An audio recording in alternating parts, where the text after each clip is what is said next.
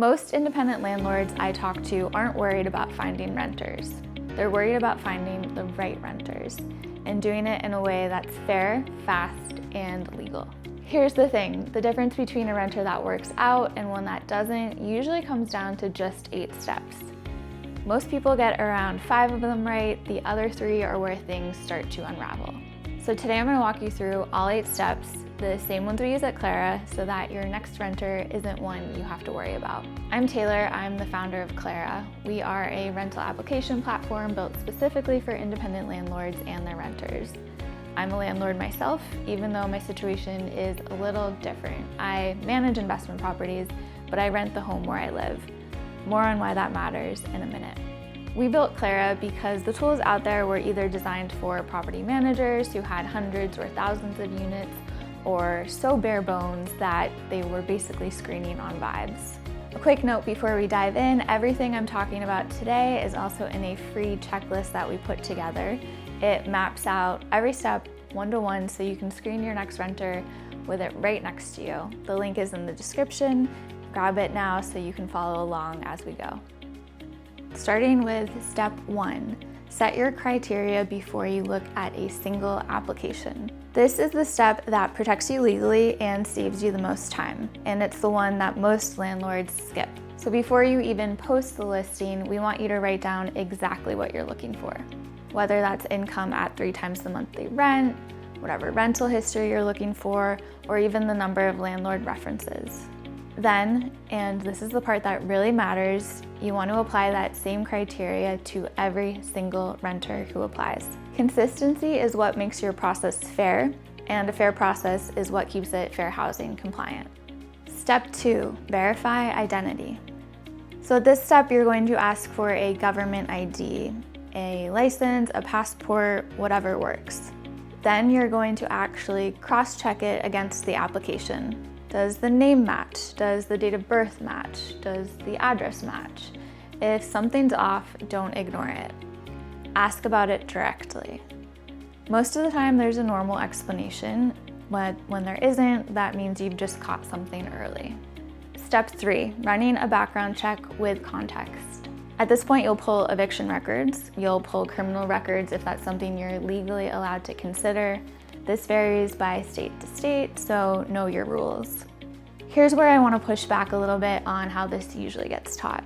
A record is a data point, not a complete verdict. If you find one, look at what it is, when it happened, and what's happened since. You're trying to predict the next 12 months, not relitigate someone's worst year. The landlords who build long-term businesses, those are the ones who see the whole picture. Step 4, pull a real credit report, not just the score. A 680 from someone who's paying down debt consistently tells you something completely different than a 680 that's trending down. Look at the payment history, look at what's outstanding, look at the trajectory.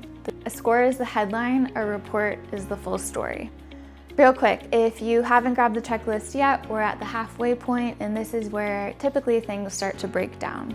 The link is in the description. It takes 10 seconds to download, and it will help you make sure you don't forget a step when you're 3 renters deep in and trying to make a decision by Friday.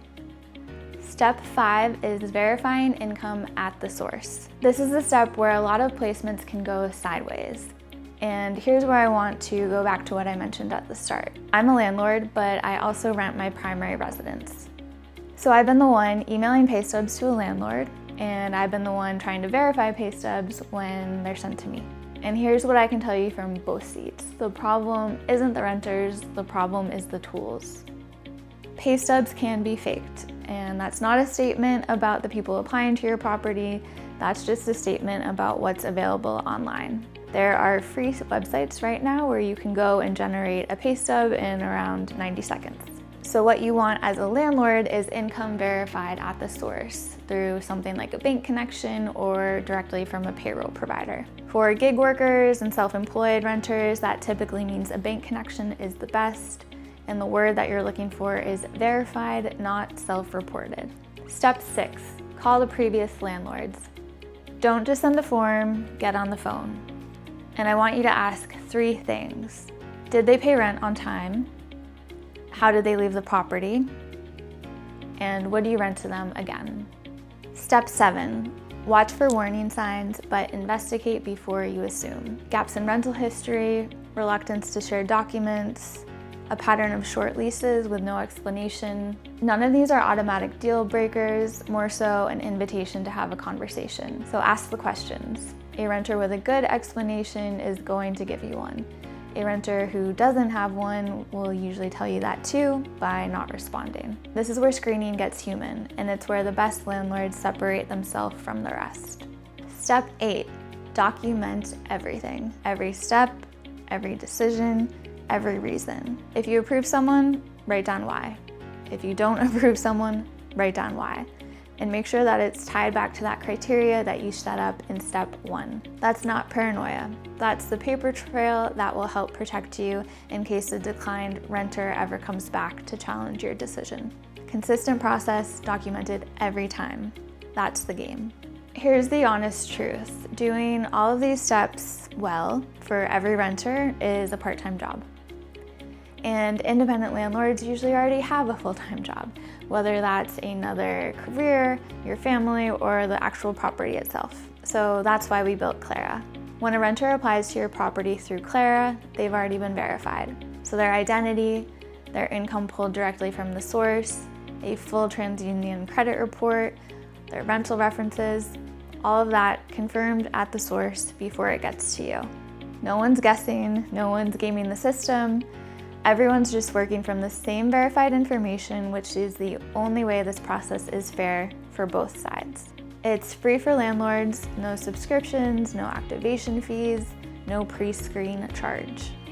Because we believe that the best outcomes for landlords and the best outcomes for renters are not two different things. They're the same thing. 2, if you want the verification handled for you, so identity, income, credit, head to rentwithclara.com and set up your first application. It takes less than 5 minutes to set up and share. And if this was useful, please subscribe below. We're building up a library of free resources for independent landlords who want to run their rentals like a business. See you in the next one.